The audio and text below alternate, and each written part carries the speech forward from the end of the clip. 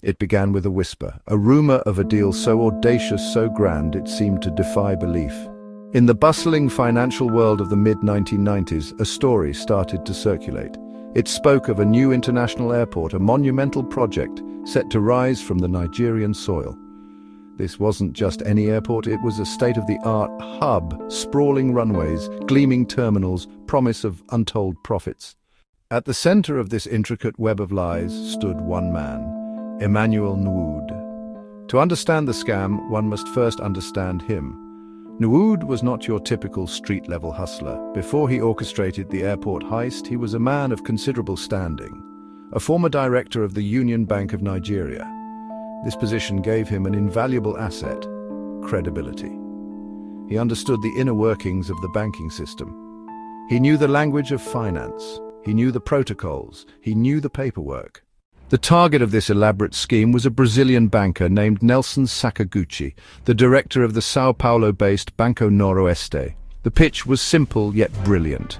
Nwoud and his team, posing as key Nigerian officials, approached Sakaguchi with an over-invoiced government contract. They claimed the Nigerian government had approved a contract to build a major new airport in the capital city, Abuja, for a sum far greater than its actual cost. Their proposal was that Sakaguchi could finance the real cost of the airport. In return, when the Nigerian government paid out the full inflated amount, he would receive a handsome commission of $10 million for his troubles. A quick, clean, and incredibly profitable deal. To make the bait irresistible, they framed it as a matter of national urgency and secrecy. Convincing Nelson Sakaguchi was one thing, but the deception had to be flawless enough to bypass a major international bank. Nwoud exploited personal connection and authority. He didn't just send letters, he and his accomplices spoke with Sakaguchi, often by phone. One accomplice, Christian Anajemba, had a commanding voice and posed as Paul Ogwuma, governor of the Central Bank of Nigeria. The calls were about building a relationship. They asked about his family, shared anecdotes, and made him feel valued and important. Authenticity was reinforced through staged interactions. Nwoud's former bank director background was a key tool. He knew which documents and language would pass muster. That insider knowledge let him tailor a convincing narrative. For 3 years, Emmanuel Nwoud and his team, well, they walked a tightrope, masterfully managing to keep their colossal lie from collapsing. Their primary method for avoiding detection was controlling the flow of information. Nelson Sakaguchi was their only point of contact at Banco Noroeste. Extreme secrecy isolated him from colleagues and superiors. An information silo formed. Sakaguchi became the gatekeeper. They manufactured constant bureaucratic problems to extract more money. Maybe a sudden tax would be levied, or a new government fee would be required. Those demands prolonged the scam and kept him invested. He believed just one more payment would unlock the final reward. Impersonations kept the illusion alive. The fraudsters acted like a veritable acting troupe. After Ikechukwu Anajemba died, his wife Amaka stepped into the role. They managed a complex, evolving narrative. You know, every grand deception has a breaking point when risk-taking goes too far and the facade starts to crack. For Nwoud, the scam's length was a strength and its biggest weakness. Years dragged on, payments piled up, pressure inside Banco Noroeste built. Other directors and stakeholders asked pointed questions. Unaudited expenditures appeared in the books. By 1997, tension reached a new level. Banco Santander moving to acquire Banco Noroeste meant a full forensic audit. They doubled down, chasing one last big score before collapse. Outrageous demands for funds, hands grasping for money. This is where con artists slip up. Speed beat caution. Well, the House of Cards finally fell apart in December of 1997. There was a joint board meeting, and it was there that the financial black hole just couldn't be hidden any longer.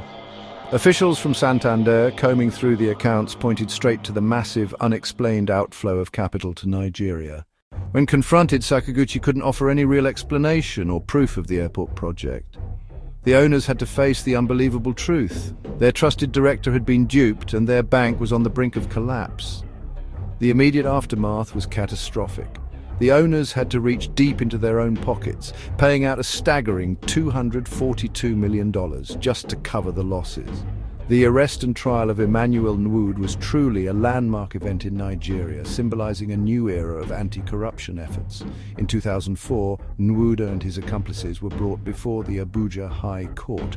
The trial quickly became a sensation. The prosecution laid out the intricate details, forged documents, international transfers, and a whole network of impersonators. Nwoud initially pleaded not guilty. The legal process was full of drama, attempts to bribe officials, bomb scares to intimidate the court. Faced with the irrefutable testimony of Nelson Sakaguchi, who was flown in to testify, Emmanuel Nwoud changed his plea to guilty. He was convicted and sentenced to 25 years in prison and ordered to forfeit assets and pay restitution. Assets were seized, property, cars, cash, restitution ordered. It was a major victory for the EFCC and a powerful signal that impunity for high-level fraud was no longer a guarantee in Nigeria. But in 2006, in a twist, Nwoud was released. The legal aftermath would continue to be tangled. The story of Emmanuel Nwoud and the fake airport is more than just a wild true crime tale. It's a powerful lesson about trust and deception in our interconnected world. It shows that even the strongest security systems and financial controls can be sidestepped. The weakest link is human psychology. Nwoud didn't hack a computer system, he hacked a person. Greed, the desire for exclusivity, the fear of looking ignorant. Vigilance can't just be about spreadsheets.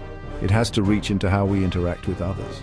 Knowing when to cut your losses instead of chasing a phantom payoff is a crucial life skill.